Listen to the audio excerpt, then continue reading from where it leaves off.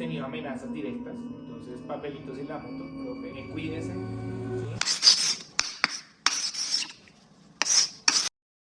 Hoy comenzamos este primer episodio de nuestro podcast Detrás del Pizarrón, dándole la bienvenida a un educador. Ha pasado gran parte de su vida formando a otros desde el aula. Queremos darle la bienvenida al profe Hugo y que sea él quien nos cuente todas esas historias maravillosas que tiene para decirnos. Bienvenido, profe. Muchas gracias. Bueno, profe, para iniciar, quiero que nos cuentes cómo iniciaste en este mundo de la educación. ¿Por qué ser profe en este momento de la historia? Ok, siendo muy franco, yo no quería ser profesor. Creo que la historia de más de un colombiano.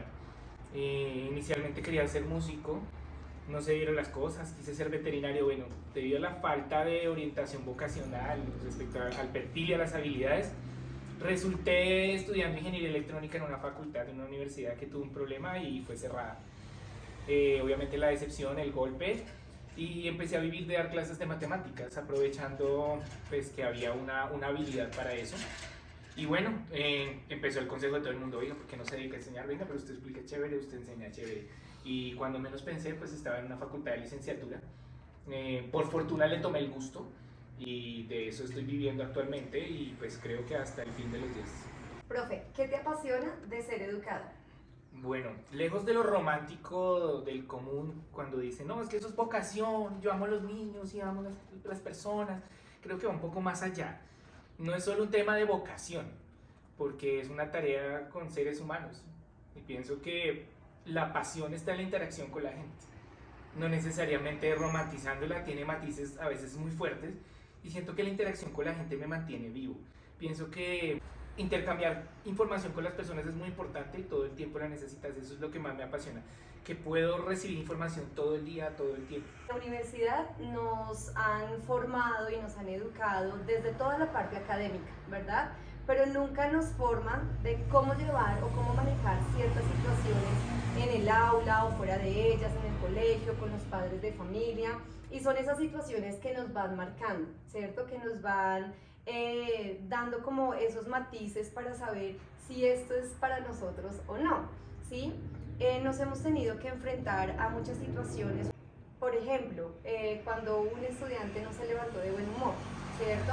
Que tuvo una discusión con sus padres, con su pareja, con sus amigos, y lamentablemente somos nosotros los que estamos recibiendo todas esas actitudes de los estudiantes o de los padres de familia, que llega un día a hablarnos no de la mejor actitud y nosotros tenemos que estar ahí frente al cañón, como frente a cada una de estas actividades o de estas situaciones. Y como te digo, en la universidad no nos forman para eso.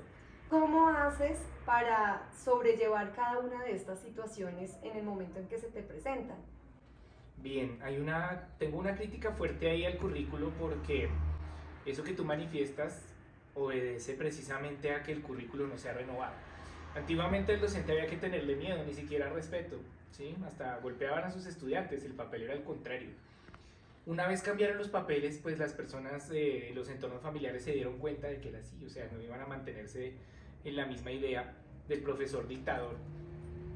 Y eso hizo que se transformara no solo la educación, sino la forma de educar y la parte socioemocional, que se tiene tan poco en cuenta. Entonces los currículos no han incluido nada de eso. O sea, tú todavía miras un pensum académico de una licenciatura y no encuentras por ninguna parte algo que te permita tener una primera interacción con eso. Ahí viene el golpe, ¿no? Y mucha gente renuncia en su primera experiencia docente, ¿sí? Para enfrentar esas situaciones definitivamente hay que tener demasiado control propio. Y lo segundo, pienso que la experiencia suma mucho. No me refiero a la experiencia de saber más que los demás ni nada por el estilo, sino ir como tomando cada caso y analizándolo propiamente, buscándole una solución, y de pronto ya uno con el tiempo los va volviendo un caso tipo y lo va direccionando de la forma en que es. De ahí que se mantenga como esa interacción con los estudiantes de una manera sana, sin que tengas mayores contratiempos. Obviamente van a ocurrir, pero darle un manejo, crear un caso, es algo sumamente importante en la profesión. ¿En algún momento te has sentido violentado, te has sentido agredido con alguna de estas situaciones de algún padre de familia, un estudiante, compañeros docentes o directivos de las instituciones? Por supuesto. Digamos que no quiero decir que es el pan de cada día, porque eso sería como acostumbrarnos a un maltrato, que es un grave error que cometemos muchas veces los profes. Pero por supuesto, a pesar de que gozo de muy buena estima en el colegio donde trabajo, por ejemplo este año ya tuve una situación bastante preocupante de una madre de familia que iba a agredir una estudiante por un conflicto con su hija, y literalmente me increpó delante de todo el mundo, ¿sí? Me va a que usted sea profesor, que llame la policía, y eso es sentirse agredido. Los mismos estudiantes lo hacen todo el tiempo. Precisamente llegan cargados de una cantidad de cosas que tú no te imaginas. En la localidad donde trabajo las problemáticas son diversas, y pues eso repercute también en el equipo de compañeros. Tú sabes que donde hay un ambiente donde todos están a la defensiva y donde el niño la primera lección que le da al papá es que no se deje, y si se deja pegar más duro le doy, pues imagínate en qué se convierte eso. De hecho muchas veces de una manera muy sutil nos toca a los docentes llegar con los taches de frente, porque si llegas un poco frágil van a aprovechar eso. Entonces si hay una violencia soterrada, lo que te digo, que ya se normaliza, se romantiza, pero muchas veces toca extremos delicados, muy muy delicados. Y como dices, hay momentos en que también nos toca llegar a nosotros a la defensiva, ¿cierto? Nombrabas ahorita que la sociedad ha cambiado y que muchas cosas han cambiado en la educación y que de una u otra forma se cambiaron los papeles, ¿cierto? El rol del docente ya no es el mismo de hace algunos años. Y como lo hemos hablado, somos los que estamos ahí, frente al cañón, ¿sí? Los que en la mañana o en la tarde recibimos a un estudiante y no sabemos cómo lo vamos a recibir, cómo viene el estudiante de su casa, ¿cierto? Pero ¿qué crees que ha pasado en nuestros estudiantes, en nuestros adolescentes, para que ellos crean que pueden venir a agredirnos sin que pase absolutamente nada? Hay dos elementos clave a los que culpo totalmente. Primero, los medios de comunicación, ¿sí? Pienso que los medios de comunicación satanizan al docente todo el tiempo, y desde los noticieros en adelante, ¿no? Entonces tú escuchas comentarios bastante molestos, generalizando, ¿sí? Y lo estamos viendo ahora, ¿no? Los booms que se desatan por un docente, por una presunción, son grandísimos. Entonces, ¿qué hace la gente? Ir a coger el colegio a piedra. Esa es la solución, ¿no?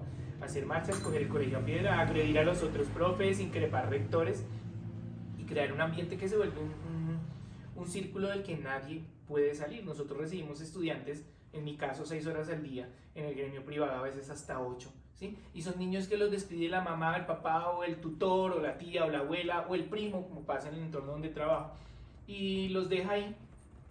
Si al caso los acompaña, los deja ahí guardaditos por esas horas, luego no los recoge y llegan a la casa 8 o 9 de la noche. Entonces nos entregan un niño con una cantidad de información que en familia no se puede canalizar porque no hay tiempo para ello. Entonces, entre los medios de comunicación y las familias que hacen el contrapeso a la profesión docente, pues se ha visto la profesión bastante afectada. Ok, profe, cuando has estado en este tipo de situaciones que te has sentido agredido o violentado, ¿has tenido algún tipo de acompañamiento desde la institución, desde los entes educativos? ¿Qué pasa un día cuando un estudiante quiere agredir a un padre de familia, quiere agredir a un profesor? O sea, ¿qué pasa con esa situación? Infortunadamente, y vamos a la frase que replican las personas que quieren pescar en río revuelto en las noticias cuando hay este tipo de iniciativas de destruir y dañar. Dicen es que el colegio no hizo nada o el rector no hizo nada. Definitivamente yo debo decir lo mismo, ¿sí?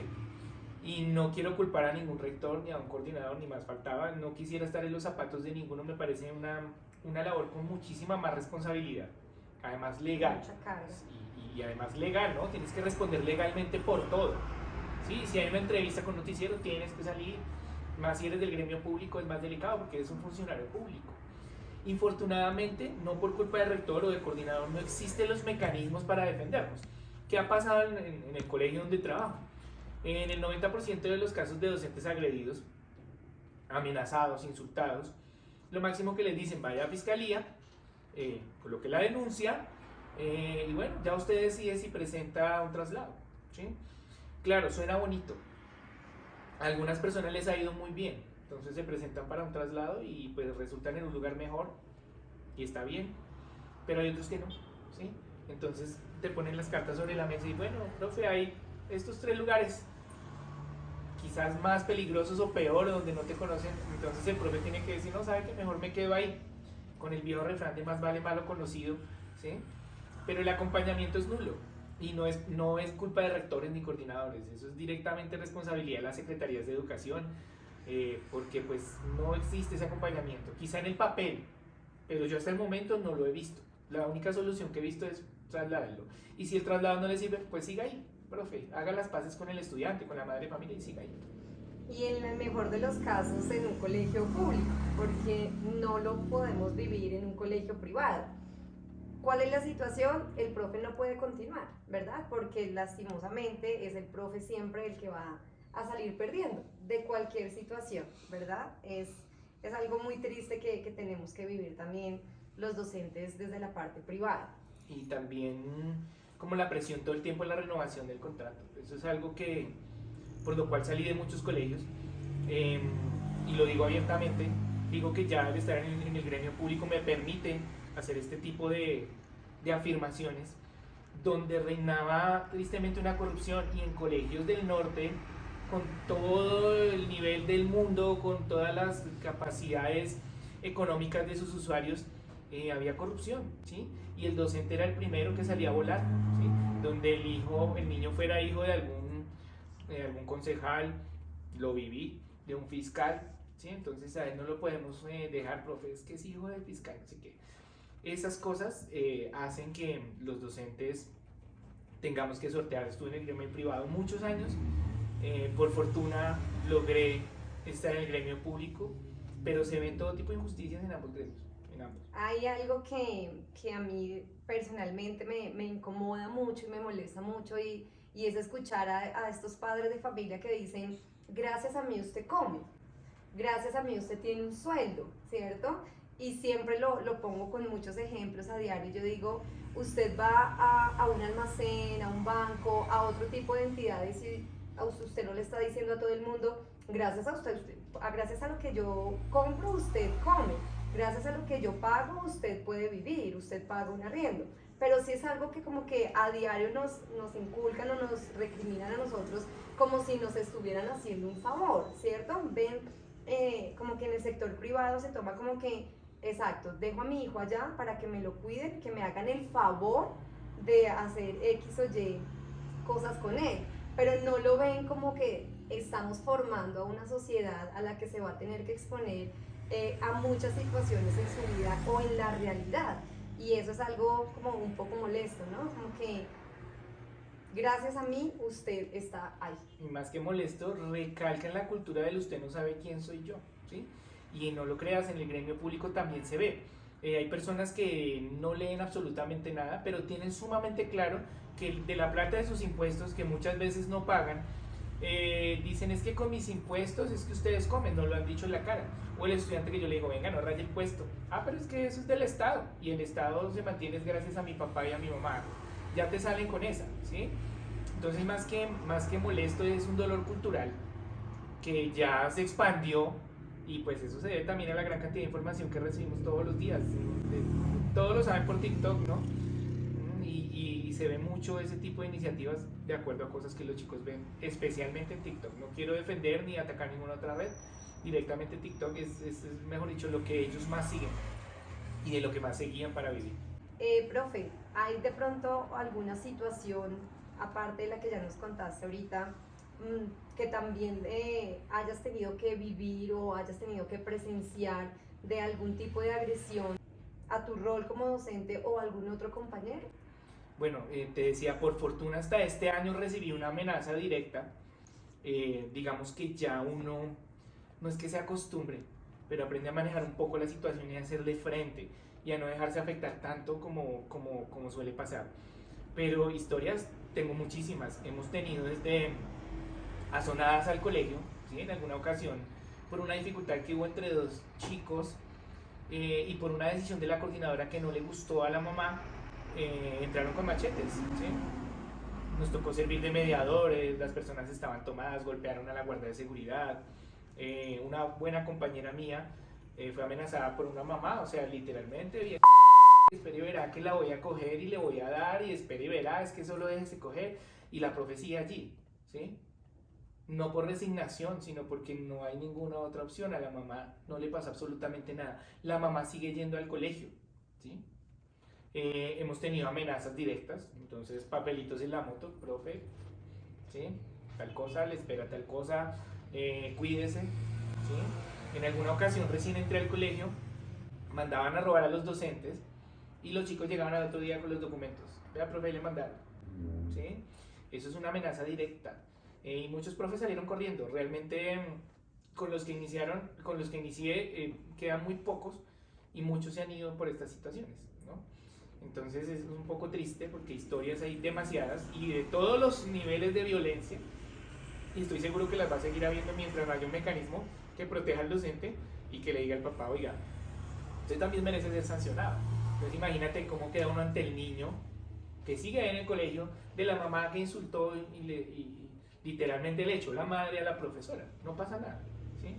Entonces ahí también hay un tema de dignidad bastante delicado. Claro, y porque estamos como esa idea de usted es el profesor, usted da el ejemplo, usted es el que tiene que manejar la situación, usted es el que tiene que controlar, el que tiene que tolerar, el que tiene que aguantar, ¿cierto? Como que no hay ese espacio o esa entidad o ese momento de reflexión de decir, usted también lo está haciendo mal, ¿cierto? Y repercute incluso en la vida personal. Hace muy poco publiqué algo muy polémico donde me atreví a mandar a la mierda a todo el mundo porque decía que yo era profesor y no podía opinar sobre ciertos temas, ¿sí? Entonces un día te cansas. Si tú eres docente, eres humano primero, o sea, tú no eres un título. Y si a ti se te ocurre decir, las redes sociales precisamente son para eso. Y uno está sujeto a que digan lo que quieran.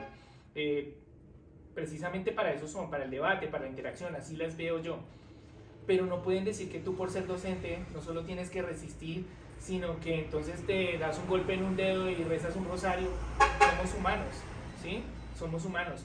Y lo que tenemos es que controlar, pero las cosas también nacen en algún momento y tú tienes derecho a opinar, tienes derecho a no sé, a sentir, a decir muchas cosas, y no, eso no es dar mal ejemplo, todo lo contrario. Creo que das más ejemplo expresándote que quedándote callado. Claro, y de pronto eso es algo que la sociedad o que los estudiantes o adolescentes no han entendido, ¿cierto? Que antes de ser profes y antes de tener una bata o un marcador y estar al frente de un tablero, somos personas, que también nos duele cuando nos agreden, cuando nos hacen una mala mirada, una ofensa, cuando nos humillan, porque también hemos sentido humillación dentro y fuera del aula, cuando lo que tú dices, si el padre de familia va y pone la queja o va y amenaza y al otro día no pasó nada, somos la comidilla de todo el colegio, de todos los estudiantes, porque no pasó nada y se ve como que o el padre de familia o el docente gana,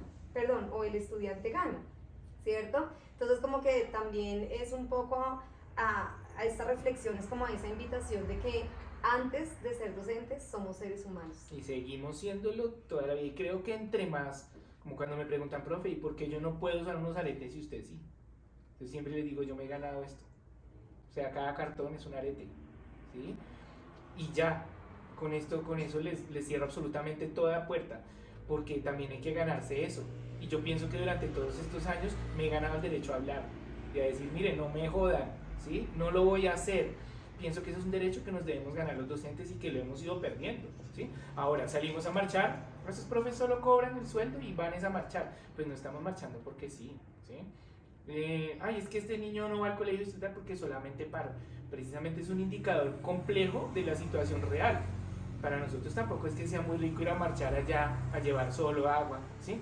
Y a ser criticados, salir en noticias, en entrevistas, quedando por debajo de todos los demás, porque los noticieros se han encargado de hacer ver al docente como algo muy bajo. Y no me refiero a la parte socioeconómica, sino por debajear su profesión y la necesidad imperante de retomar nuevamente el papel del docente en la historia. ¿En algún momento todas estas situaciones lo han llevado a replantearse de hacer un alto en su vida como docente y decidir, ¿continúo o no continúo? Bueno, hay una frase que me caracteriza cuando los chicos saben que estoy desesperado, cuando me cojo la cabeza y les digo, uy, ¿por qué no terminé ingeniería?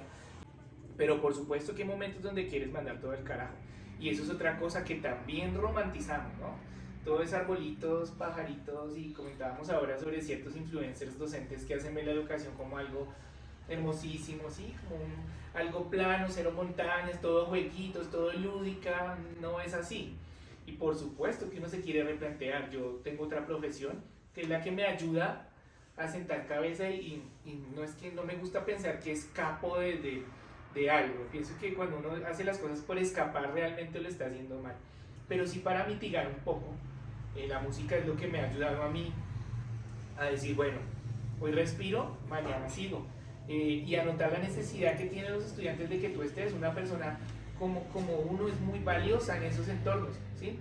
Porque el papá o la mamá es un ente violento, o lo peor, un ente descuidado, apático, y nosotros tenemos a veces el papel de ser la persona que recibe el abrazo o el madrazo. Yo pienso que ese madrazo el estudiante, pues sin defender, viene de alguna parte. Yo creo que, como dicen, todo viene en casa, por ahí va la cosa. Entonces ahí es cuando me dicen, no, estos pelados de alguna forma necesitan un cambio de visión, y si yo puedo salvar uno que otro, que realmente cada vez son más pocos, con toda la decepción que hay, pues ahí está bien hecha la labor. Es una lectura que se llama El puente está quebrado, ¿sí?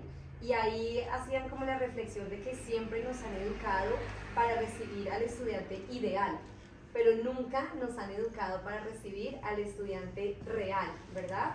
Entonces, como cuando nos vemos enfrentados a este tipo de situaciones es cuando uno dice, respiro, y como que, ¿de qué forma puedo ayudar a mitigar un poco como la situación que tiene el estudiante, ¿verdad?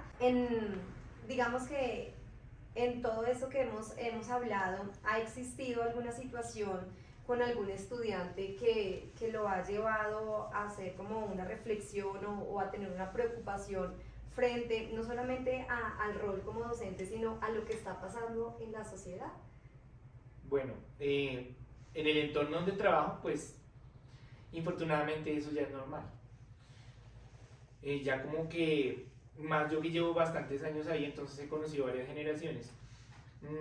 Conoces la historia de vida de la mayoría de los chicos, conoces sus hermanos, sus tíos, sus primos, ¿sí? Quienes son de la olla, quienes son pues familia de personas que hacen cosas ilícitas, quienes son familia de obreros, de trabajadores, de personas con dinero, camufladas en un barrio del sur. Entonces, creo que ese sí es el pan de cada día, y algo que caracteriza el colegio donde trabajo es eso. Vamos a hacer una labor humana, una labor más social que académica, porque nos toca todo el tiempo no solo ser empáticos, sino sumamente, no sé, vitales para empujar y apalancar, porque cada niño tiene una historia y generalmente son historias terribles. Sí. O sea, de 20 son 2 los que no tienen una historia así que uno diga, wow. Por lo demás, pues ya infortunadamente se normaliza, pero se convierte en la razón de apalancamiento y pues del trabajo ahí en equipo de los profes. Ese es como el diario de vivir allá donde yo trabajo. Profe, ¿qué emociones sientes que suelen ser las más difíciles de manejar con los demás siendo profe? ¿Sí? O sea, como te digo, somos el ejemplo y somos los que, como la guía, porque muchos buscan en nosotros una solución, ¿sí? ¿Cuáles han sido de pronto como esas emociones en las que te has sentido como un poco vulnerable frente a lo que está viviendo el estudiante y has tenido que tomar de pronto cartas en el asunto, así sea con una buena palabra, un consejo? Bueno, no sé si sean sensaciones o emociones, pero nos toca mucho la falta de equidad, la desigualdad social. Porque no me refiero solo a los recursos económicos, sino a los recursos afectivos, los recursos escolares, todo tipo de recursos se limitan en algunos casos. Y pues obviamente hay una frustración ahí, hay un resentimiento, y uno muchas veces no lo acepta, porque los niños vienen cargados de ese resentimiento. Entonces tú tienes un celular más bonito que el mío, entonces toca robarla. Esa profe se compró un celular más chévere, tenemos que robarla, ¿sí? A ese tipo de ganar bien nos tiene que gastar, ¿sí? ese resentimiento también nos recarga a nosotros porque nos pone en un papel difícil. Profe, ¿usted cuánto gana? ¿Sí? Usted llega a ver la moto, profe. Esa moto se la podemos estar robando. ¿Qué pasa si le robamos la moto? Todo ese tipo de preguntas que uno ya sabe capotear, pero en el fondo sabe que hay un resentimiento ahí y que a uno se le adhiere ese resentimiento también. ¿Sí? Porque uno dice, esta gente ¿por qué no cambia? O sea, uno llega a ser despectivo en sus pensamientos. Solo que pues, lo que decíamos, por ser docente tú no lo puedes decir algo a voz. Tienes que llevar a los muchachos con demasiado tacto.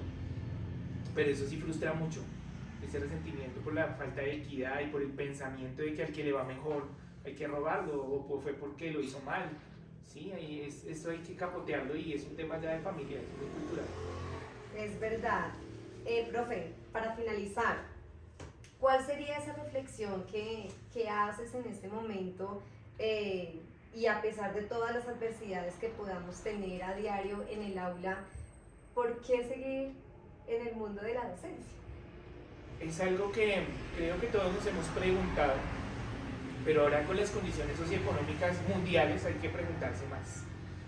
Ya tenemos una predicción estadística de que en 15 años no va a haber personas en etapa productiva. O sea, los colegios se están cerrando por falta de estudiantes. O sea, no lo llamemos una crisis, nos vamos a ver enfrentados a una serie de variables que no estamos preparados para capotear, esa es la palabra, no estamos preparados. En ninguna teoría de Piaget, de Vygotsky decía, oiga, los colegios se van a acabar, va a dejar de haber niños. Esto nos lleva a replantearnos muchísimo, porque pienso que ya la labor del docente necesita un cambio urgente, porque estamos todavía anquilosados en las mismas teorías, en las mismas cosas. En el tablero tiza, saliva, bueno, que ya no manejamos tiza, pero la misma técnica, cuando lo que están necesitando los estudiantes es otra cosa, ¿sí? No necesitan una clase de payasos, porque muchas veces se convierte el profe, tiene que ser payaso para que le entiendan, ¿no? Hay personas que no se les da la payasada, a otros sí se nos da, a mí se me da, pero hay personas que desde su seriedad, aunque yo me considero muy serio en lo que hago, pues se les da la cosa de animar, ¿sí? Ya la tarea del profe se volvió como la de un animador, ¿sí? Como la de un entrenador que está todo el tiempo, oiga hermano, oiga niña, oiga, sí, mire, observe la realidad, usted quiere seguir viviendo aquí, usted no quiere cambiar la realidad de su mamá, que lava pisos todo el día en casas ajenas. Ya no podemos estar con la misma teoría, con las mismas retaílas, con la repetición, con el verbo to be. Eso tiene que transformarse. Yo no puedo en matemáticas seguir ahí enseñando problemitas de Marina va a la tienda, compra 2 manzanas. Eso tiene que transformarse, ¿sí? Suena muy bonito, pero hay que hacerlo desde donde se pueda, porque si no, pues en 15 años o en 20 años, si la estadística no falla, pues va a haber más aburrimiento de la educación que nunca en la historia. Y cuando no hay una sociedad educada, pues los resultados van a salir a la vista, que vamos a tener violencia, pobreza, y no solo pobreza económica, podemos tener abundancia económica, pero la pobreza mental va a ser increíble, creyendo que de pronto la inteligencia artificial va a reemplazar el conocimiento, no lo va a poder reemplazar, finalmente es creada por humanos, y son humanos las que la gestionan, y somos humanos las que la programamos, todos la sabemos usar ya. Entonces ese cambio de paradigma es urgente. Lo que pasa es que en Colombia no hay los recursos ni las vías de hecho para sacarlo adelante. Creo que eso va a tomar muchísimo tiempo y se necesita no de mano dura, pero sí de mano activa para lograrlo. Es verdad. En algún momento también un profe que tuve nos decía, los estudiantes tienen toda la vida para aprender a leer, para aprender a sumar, a restar, pero lo que haga diario para ser una buena persona o una mejor persona es lo que transforma, ¿verdad? Es lo que nos va cambiando. Y sí voy mucho con el tema de que tenemos que transformar la educación desde nuestra aula, desde lo que sabemos, desde lo que podemos hacer, y ojalá que podamos tener esa ayuda externa, padres de familia, sociedad, directivos, porque somos un equipo, ¿verdad? Y esa palabra también nos la dicen. Somos un equipo, pero cuando nos enfrentamos a ciertas situaciones, ¿dónde está el equipo? Somos un equipo para algunas cosas y para lo que nos conviene, y muchas veces el miedo es lo que nos gana, ¿sí? Y lo que hablábamos más en el sector privado, el miedo es imperante. ¿Por qué? Porque de pronto no me renuevan el otro año, ¿sí? Pero ya pasa a un segundo plano donde dicen que el profe del colegio público puede hacer lo que le da la gana y no los echan, nadie los echa. Entonces ahí hay dos paralelos importantes en ese tema que toca. Sí, es verdad. Profe, muchísimas gracias. Gracias por estar aquí, por compartirnos esas historias, por abrirnos un poco también esa visión que tenemos frente a la educación y a la realidad a la que no solamente viven los estudiantes y padres de familia, sino una realidad en la que también estamos nosotros inmersos y que pues nos afecta desde todos los puntos de vista. Entonces, muchísimas gracias y pues espero que esto sea algo muy importante y que repercute en muchas personas para que conozcan esas historias de las que no se hablan, esas historias de las que como que nadie le presta atención, pero que a diario tenemos que vivir en cada una de nuestras aulas. Muchísimas gracias. Muchas gracias a ustedes y a todos los que están aquí detrás. Pienso que es muy valioso tener la oportunidad de hablar con personas que entienden la situación del docente y que además quieren hacer algo más allá de estar en un aula. Lo valoro muchísimo y bueno, en lo que pueda servir con muchísimo gusto. Muchísimas gracias, profe. Y este es nuestro primer episodio de Detrás del Pizarrón.